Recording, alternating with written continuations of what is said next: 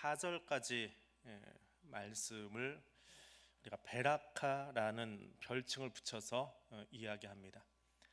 베라카는 찬송하리로다 라고 하는 그 뜻입니다. 제일 앞에 있는 단어를 가지고 이야기하는데, 이 베라카 찬송하리로다 이 문장은 헬라 문학에서도 아주 탁월한 문장으로 인정을 받고 있습니다. 성경 안에서만이 아니고 헬라 문학 안에서 3절부터 시작해서 14절까지가 쉼없이 흘러가고 있는 그냥 한 문장이에요.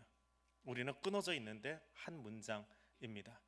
그래서 어떤 학자는 이 3절에서 14절을 이야기하면서 산 꼭대기에다가 작은 주먹만한 눈덩이를 하나 던졌더니 그래서 점점 굴러 내려가면서 결국 마지막에 가서는 눈사태를 일으키고 있는 그런 모습을 보여주고 있다.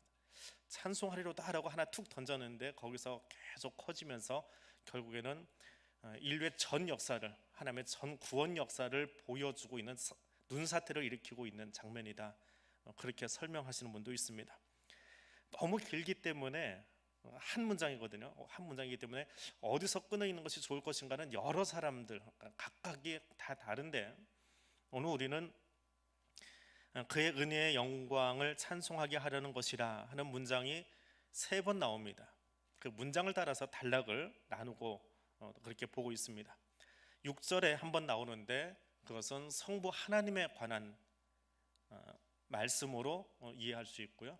또 12절에 한번 더 나오는데 거기는 성자 하나님에 관한, 그리고 14절에 나오는 것은 성령 하나님에 관한 말씀으로 우리가 볼 수 있습니다. 물론 이렇게 끊지 않는 사람들도 많이 있어요. 책마다 여러분들이 서점에 가서 책을 사서 보시면 다양한 방법으로 단락을 구분짓고 있는데, 우리가 오늘 묵상할 때는, 이번에 에베소서 강의를 할 때에는 삼위일체 하나님의 관점에서 단락을 구분지어 보고 이야기를 나누고 있습니다. 삼위일체 하나님이 어떤 일을 하셨느냐, 주제는 한 가지입니다. 구원에 관한 이야기를 하신 거예요. 그 구원의 일을 삼위 하나님이 어떻게 하셨느냐, 물론 성경은 삼위 하나님이라고 써있지는 않습니다. 쭉 살펴보건대 그렇게 구분해 볼 수 있다라고 하는 거예요. 자, 첫 번째 단락은 우리가 지난주에 묵상했던 대목입니다. 선택과 예정에 관한 말씀이 적혀 있습니다. 성부 하나님께서 행하신 구원의 역사는 선택과 예정인데 언제 선택하셨다고요? 창세 전에 시작되어진 역사입니다. 구원의 역사는 창세 전에, 세상이 만들어지기 전에 이미 시작되었어요. 그래서 세상이 만들어지기 전에 되었기 때문에 우리의 역사나 우리의 힘으로 역사의 흐름을 바꿀 수 없다라고 하는 겁니다. 그리고 오늘 이제 두 번째 대목입니다. 그러면 그렇게 하나님이 예정하신 구원이 역사 속에서 어떻게 성취되었느냐라고 하는 것을 보여주는 대목입니다. 거기서 하나님은 어떤 일을 하셨느냐, 그 하나님이 성자 하나님 예수 그리스도에 관한 메시지입니다. 성자 예수 그리스도께서 하신 일, 결국 그것도 구원이라고 하는 단어와 매칭되어 있습니다. 구원을 위해서 일하시는 거예요. 하나님이 창세 전에 예정하셨다면 예수 그리스도는 어떤 일을 하셨을까? 그것은 한마디로 이야기하면 9절에 나오는 것처럼 비밀입니다. 근데 사실 비밀이라고 번역한 것은 조금 단어 선택을 잘못한 것 같아요. 왜냐하면 비밀이다 그러면 남들도 다 몰라야 되거든요. 시크릿, 영어로 옮기면 시크릿인데 이건 시크릿이 아니에요. 미스터리한 거예요. 미스터리한 거는 비밀이 아니지요. 이건 신비예요. 보이기는 하는데, 와 있어요. 이미 보이기는 하는데 이게 뭔지 잘 모르는 거예요. 피라미드라고 하는 게 있는데 피라미드의 용도가 뭔지, 어디로 들어가는지, 어떻게 생겼는지 잘 몰라요. 그게 미스터리한 거예요. 감춰진 게 아니죠. 구원이라고 하는 것은, 천국이라고 하는 것은 이미 우리에게 다 보여졌어요. 보여졌는데 이해가 되지 않아요. 그래서 미스터리한 사건이다, 비밀이 아니라 미스터리한 사건이다 라고 하는 거예요. 그래서 헬라어로도 미스테리온 그럽니다. 미스테리온, 영어로 옮기면 미스테리. 그러니까 우리말로 옮겨놓으면 비밀이라고 번역하기보다는 오히려 신비라고 번역했던 것이 더 낫지 않았을까라는 생각을 해봅니다. 자, 신비로운 이야기는 풀어가는 방법이 있어요. 제가 누구한테 들었는지 정확히 기억이 안 나는데, 피라미드를 새로 발견하면 그 뛰어난 고고학자들이 피라미드 입구를 못 찾는데요. 새로운 피라미드를 찾았는데 못 찾는데요. 그럼 누구한테 부탁해요? 도굴꾼한테 부탁한대요. 진짜 재미있죠? 예, 그것도 찾아가는 방법이 있어요. 마찬가지로 구원이라고 하는 미스테리온, 그것을 여는 키가 하나 있어요. 어떻게 하면 이 구원이라고 하는 이야기를 풀어갈 수 있을까? 그게 누구예요? 예수 그리스도예요. 예수를 알지 않으면, 예수를 만나지 않으면 구원이라고 하는 것을 만날 수 없어요. 그래서 에베소서에서 바울이 가장 많이 사용하는 단어, 그리스도 안에서, 이 단어를 빼놓을 수가 없습니다. 그래서 에베소서를 읽는 방법이 여러 가지인데 이번에는 그냥 쭉 이렇게 그 챕터별로 넘어가겠지만, 개인적으로 읽으시면서 그 생각을 해봐요. 그냥 어디다 전지가 있으면 쭉 한번 필사를 해놓고 그렇게 한번 성경을 묵상해봤으면 좋겠다라는 생각을 해봐요. 학부 때 많이 하던 방법 중에 하나예요. 성경 묵상을 할 때 우리 맨날 종에다 끄적거리든지 요즘은 이 컴퓨터에다 하는데 그렇게 하지 말고 영화에 나오는 것처럼 전지를 몇 장 붙여놓고 거기다 성경을 다 쓰래요. 거기다 낙서를 시작하래요. 이렇게도 맞춰보고 저렇게도 맞춰보고 이 단어가 어디로 연결되고 하는 거를 거기다 쭉 낙서를 하다 보면 성경이 눈에 들어올 때가 있대요. 그래서 에베소는 짧다 보니까 그 작업을 한번 해봤으면 하는 생각도 들어갑니다. 근데 그렇게 써놓고 보니까 제일 많이 나오는 것이 그리스도 안에서. 역사라고 하는 것, 창세 전에 하나님은 예정하셨다면 창세 이후는 역사잖아요. 빛이 있으라 하고 밤이 되면 낮이 되는 이는 첫째 날이라, 날이 세워지기 시작하지요. 날이 세워지잖아요. 역사가 시작된 거예요. 시간의 역사는 창조물이에요. 피조된 거예요. 자, 그 역사 안에서 하나님이 무엇 하셨느냐? 구원하신 거예요. 구원의 역사를 펼치신 거예요. 그 구원의 역사는 무엇이냐 하면 우리들에게 죄로부터 나와라라고 하는 거예요. 죄 속에서 허우적거리지 말고 죄로부터 나와라. 그리고 나와서 죄와 단절해라. 죄로부터는 사망한 존재가 되어라. 그리고 죄로부터 나왔으니까 어디론가 가야 되잖아요. 어디로 가야 돼요? 벌써 잊어버리면 안 되지요. 에베소서 맨날 하는 얘기가 뭐라고요? 그리스도 안에서. 죄로부터 나와서 어디로 들어가요? 그리스도 안으로 들어가라. 이 이야기를 계속 반복하고 있는 거예요.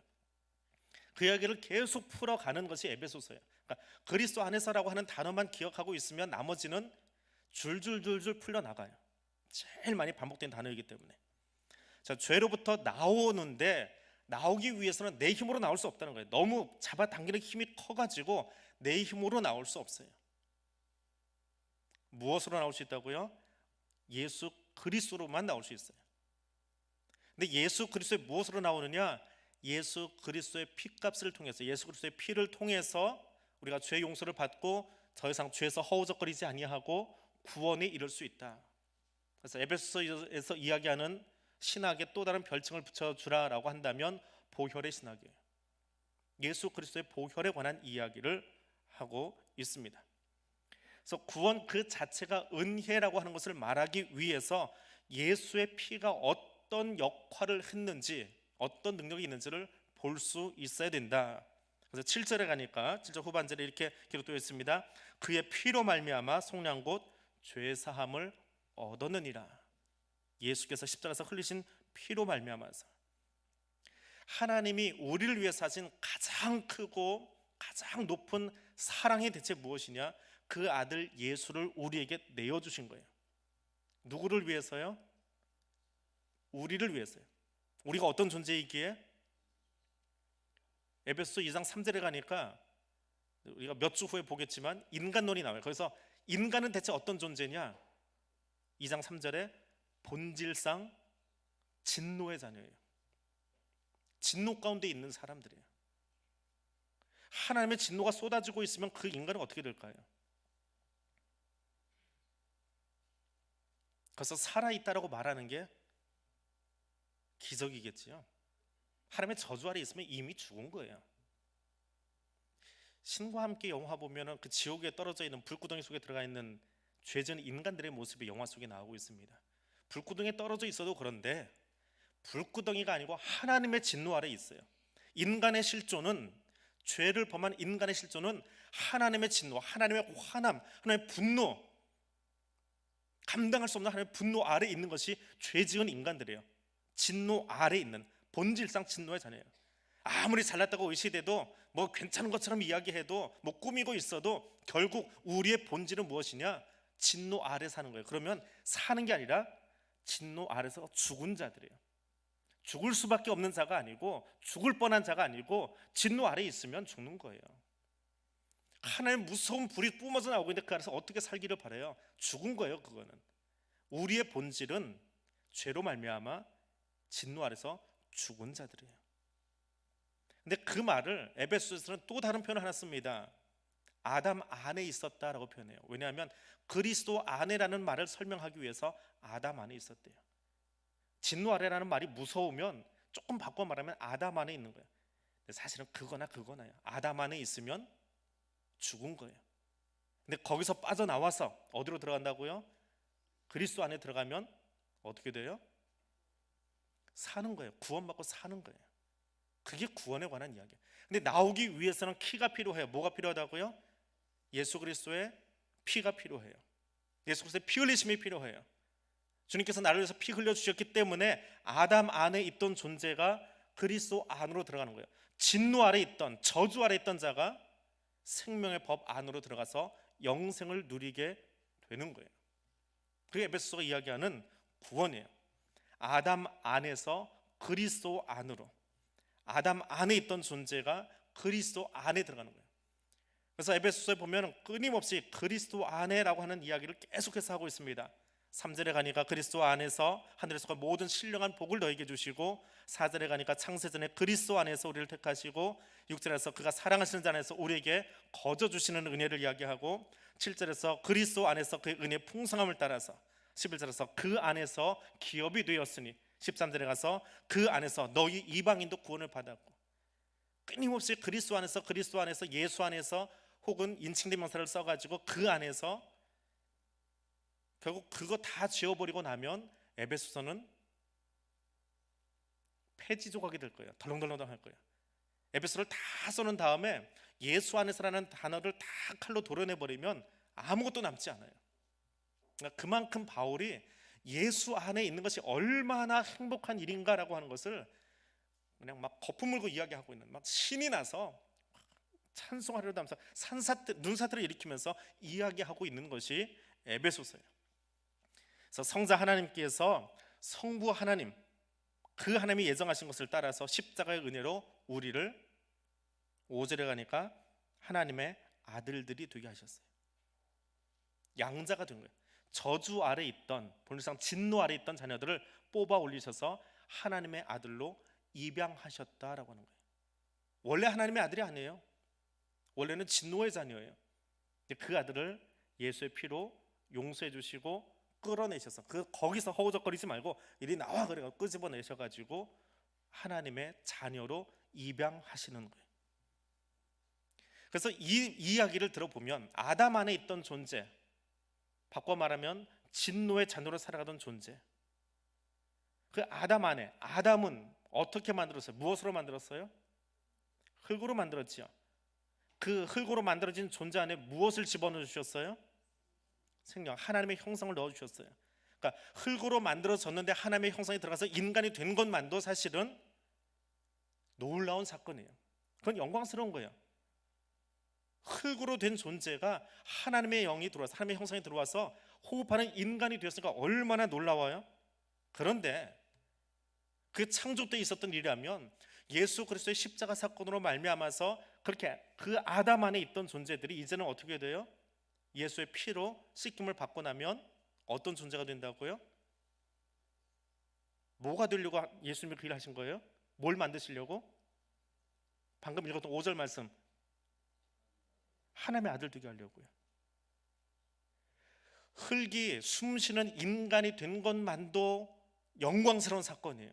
그렇잖아요. 이 흙이라고 하는 단어는 원래 흙먼지예요. 더스트예요. 흙이 아니고요. 흙먼지로 만들어진 인간이 하나님의 형상이 들어와서 호흡하는 사람이 됐어요. 생명이 됐어요.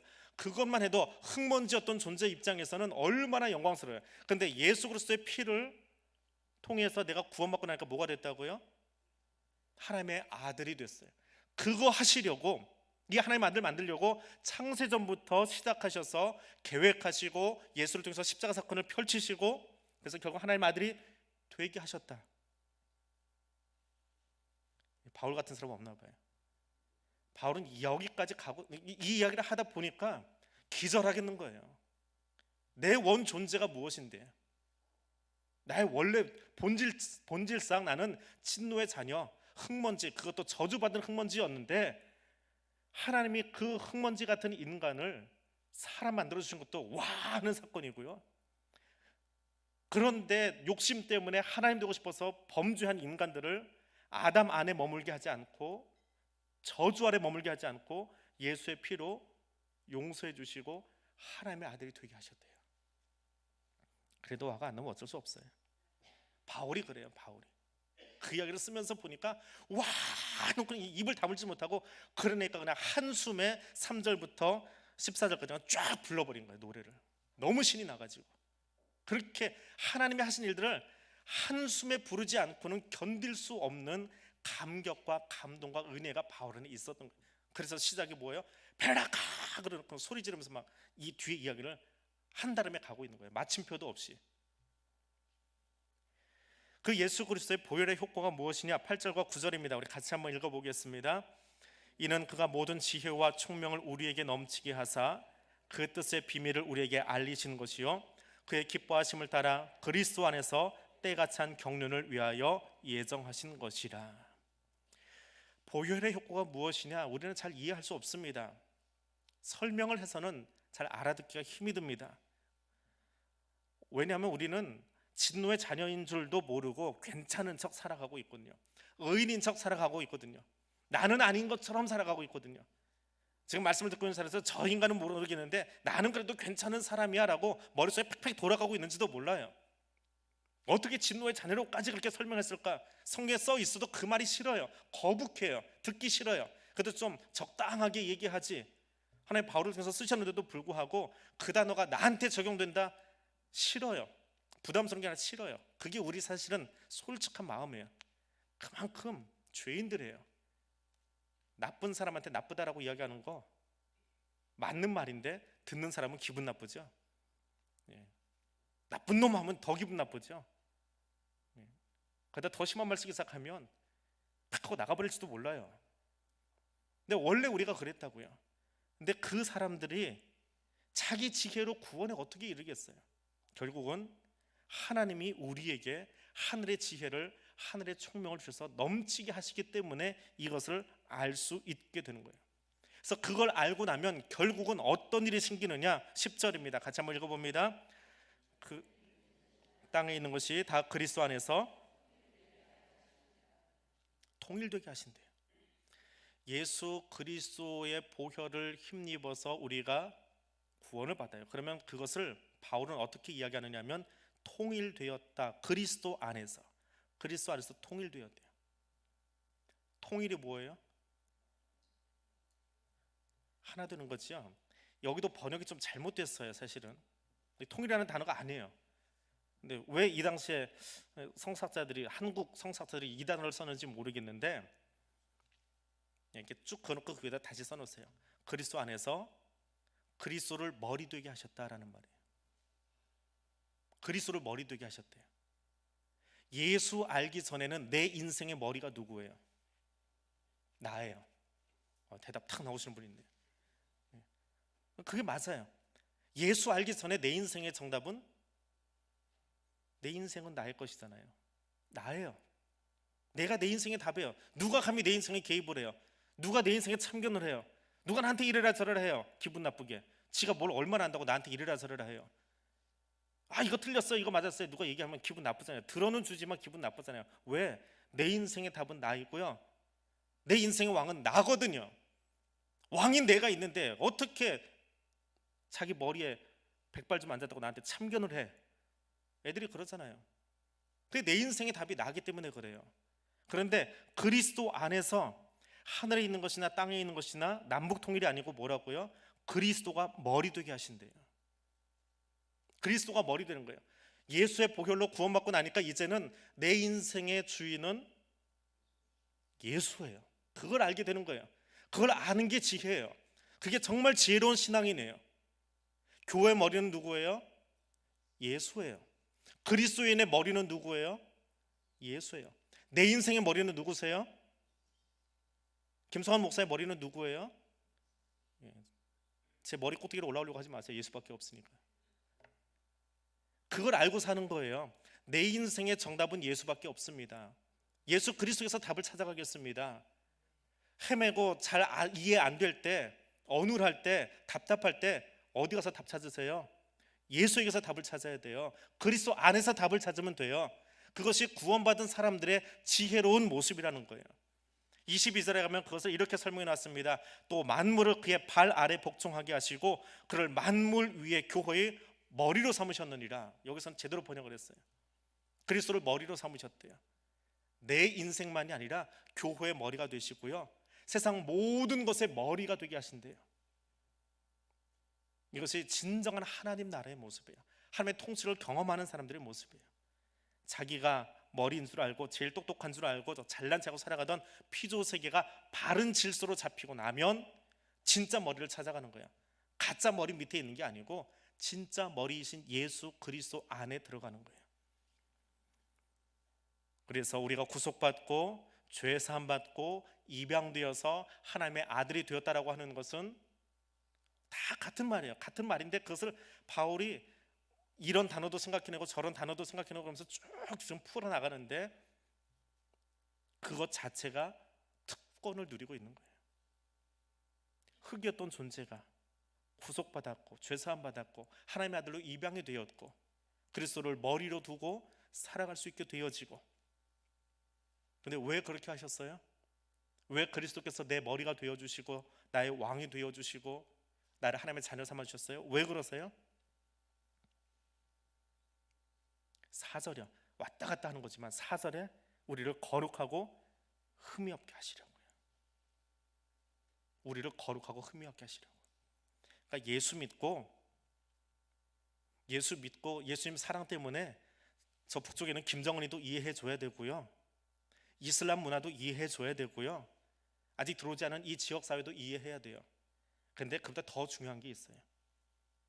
우리가 먼저 그리스도 안에서 통일되는 거예요. 우리 교회가 먼저, 성도들이 먼저 예수를 머리로 두고 그 안에서 하나 되는 것을 우리가 먼저 경험하는 거예요. 우리 안에서도 하나 되지 못하고 우리 안에서도 서로 잘라도 머리 되려고 하는 그 모습 가지고는 북한 품는 것도 말도 안 되고요, 이슬람 선교하는 것도 하지도 못하고요. 저기 8천 가구가 아니라 8만 가구가 들어와도 한 사람도 우리 교회로 영입하지 못해요. 왜? 다 자기가 왕인데 어떻게 다른 사람을 영입해서 함께 어우러져요? 그 연습을 먼저 어디서 한다고요? 우리 안에서 하는 거예요. 우리 교회에서 먼저 하는 거예요. 우리 구역에서 먼저 하는 거예요. 우리 남성교에서 우리 여성교에서 그 일을 먼저 하는 거예요. 거기서 하나님 나라를 경험하는 거예요. 예수가 머리에 쓴 것을 경험하는 거예요. 내가 왕이었던 사람들이 다 내려놓고 예수를 머리에 둔 하나님의 자녀들이 모여서 구역에 예배를 드리고 남성교회 모임을 갖고 여전도회 모임을 갖고 우리의 교제를 나누고 그것이 잘 정착되어지면 저 밖에 있는 많은 사람들뿐만 아니라 열방을 다 품을 수 있게 되어진다라고 하는 거예요. 그래서 결국은 예수 안에서 하나님이 우리에게 주시기 원하시는, 예수 안에서 주시기 원하시는 가장 좋은 것 11절입니다. 같이 한번 읽어보겠습니다. 모든 일을 그의 뜻에 결정대로 일하시는 이의 계획을 따라 우리가 예정을 입어 그 안에서 기업이 되게 하셨대요. 하나님의 것을 다 누리게 하신다는 말이에요. 이 기업이라고 하는 말이 우리가 번역해 놓고 나서 좀 어려운 말이 되어버렸는데, 아버지가 자녀에게 재산을 다 물려주면 그리고 떠나가시면 자녀는 그 아버지 재산을 마음껏 쓸 수 있지요. 근데 하나님이 죽으실 수 있어요? 아니, 하나님이 죽는다라는 표현이 맞아요? 하나님은 영원하신 분이지요. 알파와 오메가 되시잖아요. 그러니까 그분은 우리에게 유산을 남겨주실 수 있어요, 없어요? 유산은 남겨줄 수 없잖아요.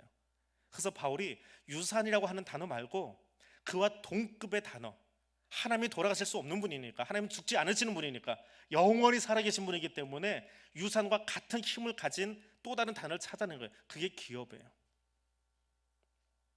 상속해 주는 거예요. 로마 제국 안에서 그 귀족들이 노예들 중에 정말 똑똑하고 잘하는 애들이 있어요. 그러면 그 아이들을 입양을 해버려요, 자기 아들로. 그럼 어제까지는 노예였는데, 별 볼 일 없는 돈에 팔려다니는 물건이었는데, 아버지가 입양한 순간에 이 아버지가 가진 모든 권한, 권력, 그 집안에 관한 모든 것들을 그대로 다 사용할 수 있어요. 그게 입양이라는 거예요. 그걸 기업이라고 하는 단어, 그걸로 사용한 거예요. 그래서 하나님이 예수 그리스도를 통해서 우리를 하나님의 아들로 입양하신 그 순간, 우리가 하나님의 아들이 되었다라고 하는 순간에 하나님 나라의 모든 것을 다 쓸 수 있는 존재가 되었다라고 하는 거예요. 그게 구원이에요. 본래 먼지였는데, 본래 진노 아래 있던 자들인데, 하나님의 창세 전에 예정하심을 통해서 예수 그리스도께서 보혈로 우리의 죄를 씻어주고 나니까 우리가 하나님의 자녀로 입양되었어요. 그랬더니 무엇을 누려요? 하나님 나라의 모든 것을 다 누릴 수 있는 존재가 되었대요.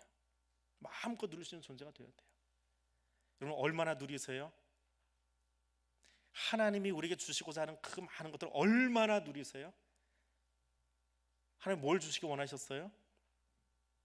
오늘 아침에 밥상 위에 맛있는 반찬 몇 개 올라오기를 기대하고 하나님이 우리에게 복 주시려고 그럴까요? 그것도 좋은 복 중에 하나예요. 건강 주시는 것도 좋은 복이에요.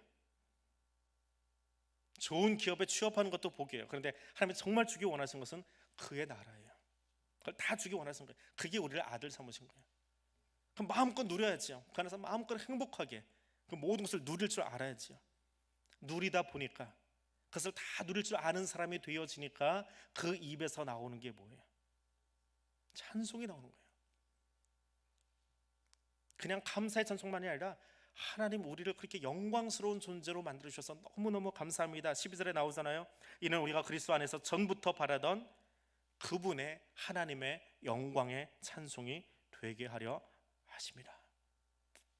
우리를 아들 삼으시려고 하나님은 예정하시고, 예수 그리스도는 그 일을 역사 속에서 피 흘리심으로 완성해 주신 거예요.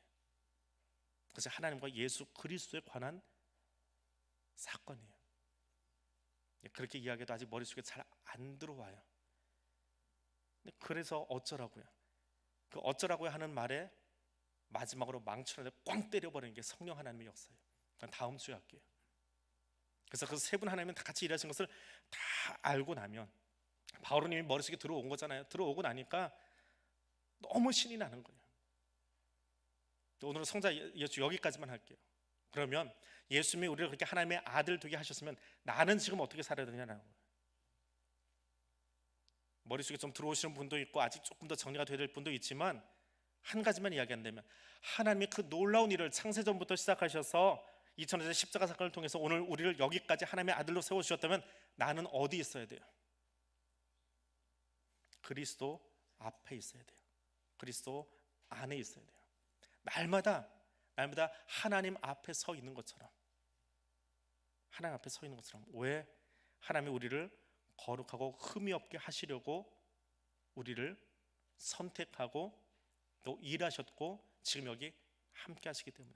하나님은 그렇게 애써서 창세 전부터 일하셨는데, 거기 안에 있는 거 너무 답답해요, 싫어요, 그리고 밖에 나가 있다면, 우리 아까 기도 제목도 나왔지만 우리 자녀들 중에 그게 얼마나 행복한 건지 알지 못하고 엄마는 교회 나와서 그 아이 때문에 눈물 흘리면서 아이 신앙 회복을 위해서 기도하고 있는데, 아이는 그게 어떤 기쁨인지 몰라요. 구원의 감격이 뭔지 몰라서 밖에 있다면 그게 얼마나 안타까운 거예요. 정말 바라는 건 뭐예요? 구원받았다라고 하는 건 뭐예요? 교회 나오게 하는 이유가 뭐예요? 하나님 앞에서 그 기쁨과 자유를 누리게 하고 싶은 마음이잖아요. 그리스도 앞에 서 계시기를 바랍니다. 그리스도 안에 서 있기를 원합니다. 그 일을 위해서 하나님이 어제 오늘 일하신 게 아니라 언제부터 일하셨어요? 창세전부터.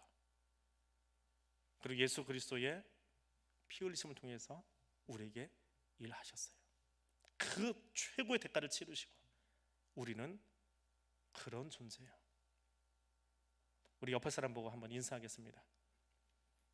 지금 보니까 참 대단하신 분이네요.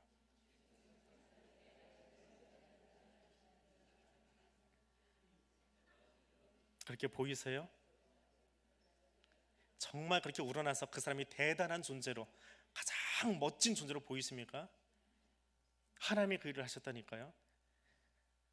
여러분이 그렇게 보거나 안 보거나 아무 상관없어요. 그냥 시켜본 것뿐이에요. 여러분이 그렇게 보거나 안 보거나 아무 상관없어요. 하나님은 그렇게 일하셨어요. 그렇게 세우시려고요. 나는 그런 존재예요. 주눅 들고 살지 마세요. 움츠려서 살지 마세요. 하나님이 나를 위해서 얼마나 놀라운 일들을 이미 준비해 놓으시고 지금도 하고 계시는지요. 다음 주에는 그 일을 어떻게 마침표 찍어주는지 함께 듣도록 하겠습니다. 오늘 말씀 기억하면서 같이 기도하겠습니다. 예수 그리스도의 십자가 은혜를 감사하며 살겠습니다. 나를 위해서 흘리신 그 보혈의 피가 얼마나 값진 것인지, 내 존재 가치를 어떻게 바꿔놓은 것인지, 나로 하여금 얼마나 행복한 인생을 살게 하시려고 하나님이 그 일을 행하셨는지 가슴에 새기겠습니다. 그리고 그 의미를 알고 살아가겠습니다. 그리고 그 구원받은 감격과 기쁨을 가지고 영광의 찬송을 부르며 살아가는 그리스도의 사람 되기를 원합니다. 이 기도 제목 가지고 이렇게 통성으로 기도하겠습니다.